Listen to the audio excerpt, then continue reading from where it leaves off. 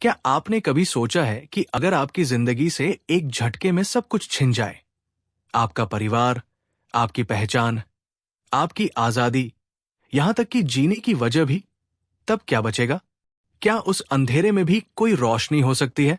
The book summary club में आज हम आपको लेकर चल रहे हैं एक ऐसी कहानी की तरफ जो सिर्फ एक किताब नहीं, एक जिंदा उदाहरण है इस बात का कि इंसान सबसे भयानक हालात में भी अपनी सोच और आत्मा से जीत सकता है। यह है विक्टर फ्रैंकल की अनमोल रचना मैन्स सर्च फॉर मीनिंग, एक ऐसी किताब जो आपके सोचने का तरीका ही नहीं, शायद जिंदगी देखने का नजरिया भी बदल दे।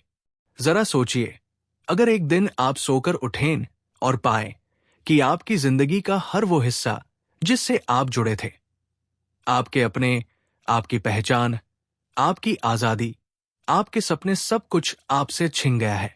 आप अब ना किसी के बेटे या बेटी हैं, ना किसी के पति या पत्नी, ना कोई पेशेवर, ना एक नाम, बस एक संख्या, एक कैदी जिसके हिस्से में ना इज्जत है, ना गरिमा और ना ही जीने की कोई वजह। ऐसी ही एक सच्चाई को जिया था विक्टर फ्रैंकल ने, एक यहूदी न्यूरोलॉजिस्ट और साइकेट्रिस्ट जिनकी जिंदगी की सबसे कठिन परीक्षा उन्हें नाजी शासन की क्रूरता के बीच दी गई। उन्हें ऑस्ट्रिया से उठाकर कंसंट्रेशन कैंप में फेंक दिया गया, जहां उन्हें और हजारों लाखों यहूदियों को अमानवीय यातनाओं से गुजारा गया। लेकिन इस भयानक नरक से जो सबसे ताकतवर चीज निकली वो थी एक विचार की जिंदगी का अर्थ सिर्फ परिस्थितियों से तय नहीं होता, बल्कि हमारे दृष्टिकोण से तय होता है। जिस क्षण से फ्रैंकल ने उस घिनौने कैंप की दीवारें देखी, उस क्षण उनकी हर पहचान उनसे छीन ली गई। उनके नाम का कोई मूल्य नहीं था। उनकी पढ़ाई, उनकी उपलब्धियां, उनके रिश्ते, सब बेकार। उन्हें अब एक नंबर की तरह देखा जाता था। वे ना कोई इंसान थे, ना कोई डॉक्टर, सिर्फ एक कैदी। लेकिन एक चीज जो उनसे कोई नहीं छीन पाया, वो थी उनकी चेतना, उनका विचार, उनका दृष्टिकोण। वो बताते हैं कि वहां सुबह की शुरुआत किसी सायरन से नहीं, बल्कि कराहने और चीखने की आवाजों से होती थी। रातें ठंड से नहीं, बल्कि अंदर तक चीर देने वाली भूख और डर से सहरती थी। एक प्लेट पतली सी सूप और एक टुकड़ा सूखी रोटी, यही जीवन था। काम ऐसा कि शरीर का एक एक जोड़ बोल पड़े। बर्फ में घंटों खड़ा रहना, बिना जूतों के दौड़ाया जाना, गार्ड्स की गालियां और थप्पड़, सब रोजमर्रा का हिस्सा था। कई लोग इन हालातों में टूट गए। उन्होंने खुद को हालातों के हवाले कर दिया। लेकिन फ्रैंकल ने वही किया जो एक मनोवैज्ञानिक करता है। उन्होंने देखा, परखा और अनुभव किया। उन्होंने सवाल किया, क्या इस सब का कोई मतलब है? और जवाब उन्हें वही मिला, उस घुटन भरे कैंप में, जहां हर ओर सिर्फ मृत्यु की गंध थी। फ्रैंकल ने जाना कि जिंदगी में जब तक किसी इंसान के पास जीने का एक कारण होता है, वो कितनी भी यातनाओं को झेल सकता है। चाहे वो अधूरी किताब हो, कोई प्रियजन हो, कोई अधूरा सपना या एक वादा। अगर किसी इंसान के पास एक क्यों है, तो वो किसी भी कैसे को सह सकता है। और यही वो दर्शन है जिसे उन्होंने दुनिया को सिखाया, लोगोथेरेपी का दर्शन। उन्होंने देखा कि जो कैदी जीने की वजह खो देते थे, वे धीरे धीरे मरने लगते थे। उनका शरीर भले चलता रहे, पर उनकी आत्मा पहले ही मर चुकी होती थी। लेकिन जो लोग हर सुबह उठकर भीतर से कहते थे, मुझे जीना है क्योंकि अभी कुछ अधूरा है, वही लोग आश्चर्यजनक रूप से ज्यादा दिन तक जीवित रहे। उनमें से कुछ ने अपने टुकड़े की रोटी किसी और को दी, कुछ ने गालियों के जवाब में मुस्कुराहट दी। और यहीं से जन्म हुआ एक गहरे विचार का कि इंसान की सबसे बड़ी शक्ति उसकी प्रतिक्रिया चुनने की आजादी है। कोई आपके शरीर को कष्ट दे सकता है, आपकी आजादी छीन सकता है, आपको अपमानित कर सकता है, लेकिन आपकी सोच, आपकी प्रतिक्रिया, आपका नजरिया, ये आपसे कोई नहीं ले सकता। फ्रैंकल कहते हैं कि परिस्थितियां चाहे जितनी भी क्रूर क्यों न हो, इंसान के पास हमेशा एक विकल्प होता है। कैसे सोचना है, कैसा महसूस करना है और कैसे प्रतिक्रिया देना है। उन्होंने खुद इस आजादी को जिया।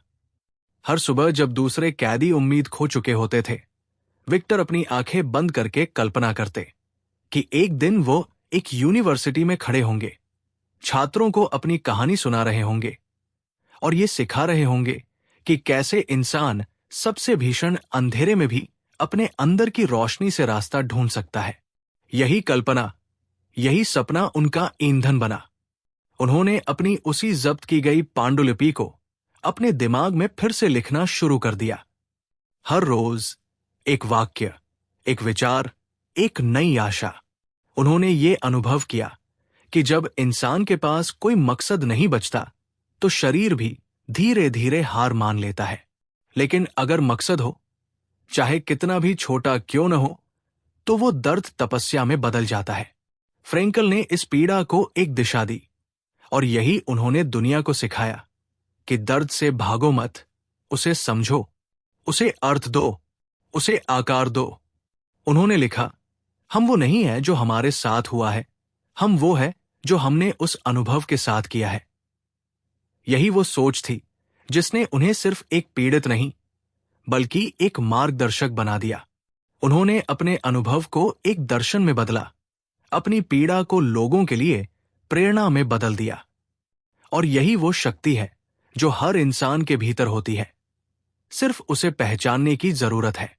कभी कभी जिंदगी हमें ऐसे मोड़ पर लाकर खड़ा कर देती है जहां सब कुछ थम सा जाता है। एक ऐसा ठहराव जहां ना आगे का रास्ता दिखता है, ना पीछे लौटने की कोई गुंजाइश होती है। ऐसे में मन अक्सर हार मानने लगता है और सवाल उठता है, अब क्या? लेकिन विक्टर फ्रैंकल ने हमें सिखाया कि ऐसे समय में ही हम अपने अंदर झांक सकते हैं और उस शक्ति को महसूस कर सकते हैं जो हर परिस्थिति में हमारे पास रहती है, चुनाव की शक्ति। हम तय कर सकते हैं कि हम किसी घटना के जवाब में कैसे प्रतिक्रिया देंगे। चाहे हालात जितने भी बेरहम क्यों न हो, हमारा दृष्टिकोण हमेशा हमारे नियंत्रण में रहता है। कंसंट्रेशन कैंप में रहते हुए उन्होंने देखा कि इंसान की असली आजादी उसके बाहर नहीं बल्कि उसके भीतर होती है। वहां हर दिन मौत का सामना होता था। सुबह उठते ही किसी साथी को गायब देखना अब सामान्य लगने लगा था। लेकिन एक चीज थी जो विक्टर के भीतर रोज सुबह जागती थी, मन की आजादी। जब उन्हें काम पर भेजा जाता था, कभी बर्फ में, कभी पत्थर ढोने, तो कभी ठंडी हवाओं में बिना कपड़ों के खड़े रहने, तब भी उन्होंने अपनी सोच पर नियंत्रण नहीं खोया। उन्होंने कल्पना की, अपनी बीवी के मुस्कुराते हुए चेहरे की, अपने मरीजों की मदद करते हुए खुद की, और उस किताब की जिसे वो लिखना चाहते थे। इस कल्पना ने उन्हें बाहरी यातना के बीच भीतर की उम्मीद से जोड़े रखा। उन्होंने गहराई से महसूस किया कि इंसान का सबसे बड़ा बल उसका उद्देश्य होता है। चाहे वो उद्देश्य किसी से दोबारा मिलने का हो, किसी अधूरी बात को कहने का, या किसी सपना पूरा करने का, अगर वो दिल से जुड़ा हो तो वही उद्देश्य उसे जीवन की सबसे कठिन परिस्थितियों में भी जीवित रखता है। विक्टर ने एक बहुत खास बात कही, हम परिस्थितियों को नहीं बदल सकते, लेकिन हम उन पर अपनी प्रतिक्रिया बदल सकते हैं, और यही हमारी सबसे बड़ी स्वतंत्रता है। हम में से अधिकतर लोग अपनी पहचान अपने अतीत से जोड़कर जीते हैं। जो बुरा हमारे साथ हुआ, हम उसे अपनी कहानी का केंद्र बना लेते हैं। जैसे, मेरा बचपन खराब था, मुझे धोखा मिला, मैं बार बार असफल रहा, मेरे साथ हमेशा गलत होता है। पर फ्रैंकल ने हमें बताया, आप वो नहीं है जो आपके साथ हुआ, आप वो है जो आपने उस अनुभव के साथ किया। यही वो सोच थी जिसने उन्हें सिर्फ एक पीड़ित नहीं बल्कि एक मार्गदर्शक बना दिया। उन्होंने अपने अनुभव को एक दर्शन में बदला, अपनी पीड़ा को लोगों के लिए प्रेरणा में बदल दिया। और यही वो शक्ति है जो हर इंसान के भीतर होती है, सिर्फ उसे पहचानने की जरूरत है। कभी कभी जिंदगी हमें ऐसे मोड़ पर लाकर खड़ा कर देती है जहां सब कुछ थम सा जाता है। एक ऐसा ठहराव जहां ना आगे का रास्ता दिखता है, ना पीछे लौटने की कोई गुंजाइश होती है। ऐसे में मन अक्सर हार मानने लगता है और सवाल उठता है, अब क्या? लेकिन विक्टर फ्रैंकल ने हमें सिखाया कि ऐसे समय में ही हम अपने अंदर झांक सकते हैं और उस शक्ति को महसूस कर सकते हैं जो हर परिस्थिति में हमारे पास रहती है, चुनाव की शक्ति। हम तय कर सकते हैं कि हम किसी घटना के जवाब में कैसे प्रतिक्रिया देंगे। चाहे हालात जितने भी बेरहम क्यों न हो, हमारा दृष्टिकोण हमेशा हमारे नियंत्रण में रहता है। कंसंट्रेशन कैंप में रहते हुए उन्होंने देखा कि इंसान की असली आजादी उसके बाहर नहीं, बल्कि उसके भीतर होती है। वहां हर दिन मौत का सामना होता था। सुबह उठते ही किसी साथी को गायब देखना अब सामान्य लगने लगा था। लेकिन एक चीज थी जो विक्टर के भीतर रोज सुबह जागती थी, मन की आजादी। जब उन्हें काम पर भेजा जाता था, कभी बर्फ में, कभी पत्थर ढोने, तो कभी ठंडी हवाओं में बिना कपड़ों के खड़े रहने, तब भी उन्होंने अपनी सोच पर नियंत्रण नहीं खोया। उन्होंने कल्पना की अपनी बीवी के मुस्कुराते हुए चेहरे की, अपने मरीजों की मदद करते हुए खुद की, और उस किताब की जिसे वो लिखना चाहते थे। इस कल्पना ने उन्हें बाहरी यातना के बीच भीतर की उम्मीद से जोड़े रखा। उन्होंने गहराई से महसूस किया कि इंसान का सबसे बड़ा बल उसका उद्देश्य होता है। चाहे वो उद्देश्य किसी से दोबारा मिलने का हो, किसी अधूरी बात को कहने का, या किसी सपना पूरा करने का, अगर वो दिल से जुड़ा हो तो वही उद्देश्य उसे जीवन की सबसे कठिन परिस्थितियों में भी जीवित रखता है। विक्टर ने एक बहुत खास बात कही, हम परिस्थितियों को नहीं बदल सकते, लेकिन हम उन पर अपनी प्रतिक्रिया बदल सकते हैं। और यही हमारी सबसे बड़ी स्वतंत्रता है। हम में से अधिकतर लोग अपनी पहचान अपने अतीत से जोड़कर जीते हैं। जो बुरा हमारे साथ हुआ, हम उसे अपनी कहानी का केंद्र बना लेते हैं। जैसे मेरा बचपन खराब था, मुझे धोखा मिला, मैं बार बार असफल रहा, मेरे साथ हमेशा गलत होता है। पर फ्रैंकल ने हमें बताया, आप वो नहीं है जो आपके साथ हुआ, आप वो है जो आपने उस अनुभव के साथ किया। कंसंट्रेशन कैंप में उनके साथ सबसे क्रूर अनुभव हुए। माता पिता मारे गए, पत्नी को छीन लिया गया, वर्षों की मेहनत से लिखी गई किताब की पांडुलिपि जब्त कर ली गई।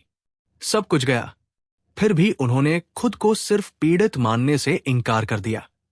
उन्होंने अपनी पीड़ा को उद्देश्य में बदला, अपनी यातना को शिक्षा में बदला, अपने अनुभवों को मानवता के मार्गदर्शन में बदला।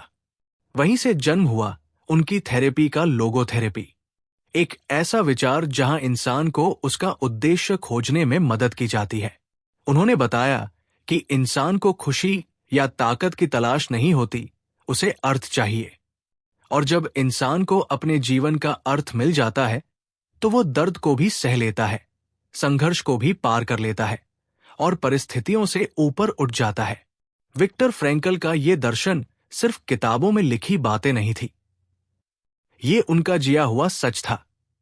जब हर दिन उनकी आंखों के सामने लोग टूटते, मरते और उम्मीद खोते थे, तब वो हर रोज अपनी चेतना में किताब लिखते थे, ये जानते हुए कि एक दिन यही अनुभव दुनिया के किसी कोने में किसी को ताकत देगा, किसी को जीवन का अर्थ समझाएगा। उन्होंने देखा कि जब कोई व्यक्ति अपने उद्देश्य से कट जाता है तो वो धीरे धीरे खोखला होने लगता है, उसकी आत्मा बुझने लगती है, और फिर एक दिन वो सिर्फ शरीर रह जाता है जो जीता है पर जिंदा नहीं होता। लेकिन जो लोग हर परिस्थिति में अपने उद्देश्य से जुड़े रहते हैं, वही लोग दर्द में भी मुस्कुरा पाते हैं, अंधेरे में भी रोशनी देख पाते हैं और गिरकर भी उठने की हिम्मत रखते हैं। विक्टर ने कहा था, दर्द जीवन का हिस्सा है, लेकिन पीड़ा को अर्थ देना हमारा चुनाव है। यही वो बात है जो इस पूरी कहानी का सार है। उन्होंने इस बात को और गहराई से समझाया कि हम अपने जीवन के लेखक हैं। परिस्थितियां चाहे जैसी हो, हम तय कर सकते हैं कि उनका मतलब क्या होगा। हम चाहे टूट जाएं, फिर भी खुद को दोबारा गढ़ सकते हैं। हम अपने घावों को नफरत में नहीं, बल्कि करुणा और ताकत में बदल सकते हैं। फ्रैंकल की ये यात्रा सिर्फ शारीरिक संघर्ष की नहीं थी, ये एक मानसिक और आध्यात्मिक युद्ध भी था। जब हर सुबह मौत की आहट लेकर आती थी, तब विक्टर के लिए जीवन का मतलब और भी ज्यादा जरूरी हो गया था। वो हर दिन सोचते, अगर मैं ये सब झेल रहा हूं तो शायद इसके पीछे कोई मकसद है, कोई ऐसा कारण जो अभी तो दिख नहीं रहा, लेकिन कहीं गहराई में मौजूद है। यही सोच उन्हें बाकी कैदियों से अलग बनाती थी। बहुत से लोग थे जो पहली सर्दी के झोंके में ही टूट जाते थे, लेकिन विक्टर ने महसूस किया कि जिनके पास जीने की वजह थी, वो दर्द से लड़ने की ताकत पा लेते थे। उन्होंने हर उस चीज में अर्थ ढूंढा जो दूसरों को बेकार लगती थी, जैसे किसी साथी की मुस्कुराहट, या किसी कैदी की कहानी, या फिर किसी पेड़ की टहनी पर बैठा पक्षी। ये सब उन्हें याद दिलाते थे कि जिंदगी सिर्फ संघर्ष नहीं है, उसमें सौंदर्य भी है, अगर हम उसे देखने का दृष्टिकोण रखें। इससे एक और बड़ी सीख सामने आई, हमारे जीवन का उद्देश्य कोई बाहर से नहीं देगा, हमें ही उसे चुनना होता है। कई बार हम सोचते हैं कि हमारे जीवन में अर्थ अपने आप आ जाएगा, किसी सफलता से, किसी रिश्ते से, या किसी मौके से। लेकिन फ्रैंकल ने साबित किया कि जीवन का मतलब हमें खुद बनाना होता है। हम चाहे जिस परिस्थिति में हो, हम ये तय कर सकते हैं कि इसका मतलब क्या होगा। वो कहते हैं, अगर हम किसी परिस्थिति को बदल नहीं सकते, तो हमें खुद को बदलने की चुनौती स्वीकार करनी होगी। और यही सबसे बड़ी आजादी है। उन्होंने बताया कि जब वो कैंप में थे, तब उन्होंने कई ऐसे कैदियों को देखा जो पहले बहुत मजबूत थे, लेकिन कुछ ही हफ्तों में बिखर गए। क्यों? क्योंकि उन्होंने अपने भीतर का क्यों खो दिया था। उनका मकसद, उनकी उम्मीद, उनका सपना सब गायब हो गया था। और वही कुछ ऐसे लोग भी थे जो हर यातना को चुपचाप सहते रहे, लेकिन भीतर से टूटे नहीं। उनका कारण था कोई प्रियजन, कोई अधूरी किताब, कोई वादा। वे जानते थे कि उनका जीवन अभी अधूरा है और उन्हें इसे पूरा करना है। यही वजह थी कि वे जीवित रहे। फ्रैंकल के लिए वो अधूरी किताब ही उनका सबसे बड़ा उद्देश्य बन गई। उन्होंने मन ही मन अपनी पांडुलिपि को हर रोज दोहराया, उसका हर चैप्टर याद रखा, उसकी हर लाइन अपने दिल में बैठा ली। वे जानते थे कि जब वो बाहर जाएंगे, तो ये किताब दुनिया को वो सच दिखाएगी जो नाजी कैंप की दीवारों के पीछे छुपा था। ये सिर्फ एक किताब नहीं थी, ये उस सोच की मशाल थी जिसने लाखों लोगों की जिंदगियों को रोशनी दी है। विक्टर फ्रैंकल ने यह भी अनुभव किया कि इंसान की ताकत सिर्फ शरीर में नहीं होती, वह उसकी आत्मा, उसके विचार, उसकी सोच में होती है। शरीर कितना भी थक जाए, जब तक मन जिंदा है, इंसान हारता नहीं।